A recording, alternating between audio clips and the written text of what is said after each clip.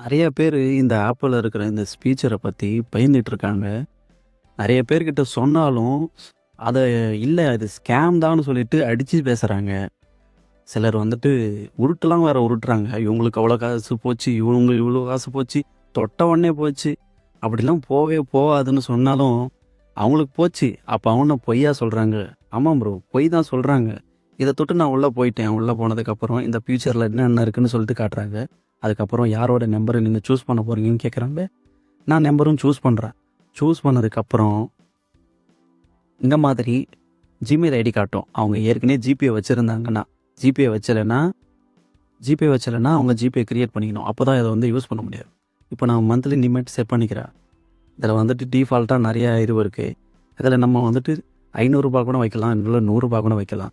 வச்சதுக்கப்புறம் அவங்களுடைய யாருக்கு நீங்க குடுக்க போறீங்க இந்த மணி அப்படின்னு சொல்லிட்டு அவங்களுடைய ஆதாரோடைய நம்பர இங்க என்டர் பண்ணணும்.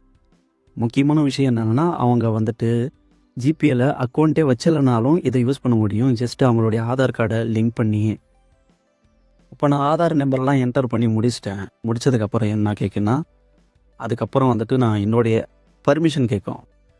இப்போ நம்ம நார்மலா வந்துட்டு கடையில ஸ்கேன் பண்ணதுக்கப்புறம் யுபிஐ நம்பர் குடுப்போம்ல, அதே மாரி பர்மிஷன் கேட்கும். இப்ப இங்க ஏன் பிளாக் ஆயிடுச்சுன்னா, இத வந்துட்டு காட்ட விரும்பல ஜிபே. நான் இத பண்ணல. ஜிபேயே இத வந்து பிளாக் பண்ணிடுது. இப்ப நான் இவ்ளோ விஷயம் பண்ணியிருக்கேன். தொட்டு நானு இது இவ்ளோ தூரம் பண்ணியிருக்கேன். எனக்கு காசு போச்சான்னு கேட்டீங்கன்னா, 10 பைசா கூட போகல. ஒரு உண்மைய சொல்லணும்னா, ஒரு உண்மையான செய்திய விட ஒரு ஃபேக்கான நியூஸு ரொம்ப வேகமா பரவும். அதுதான் உண்ம.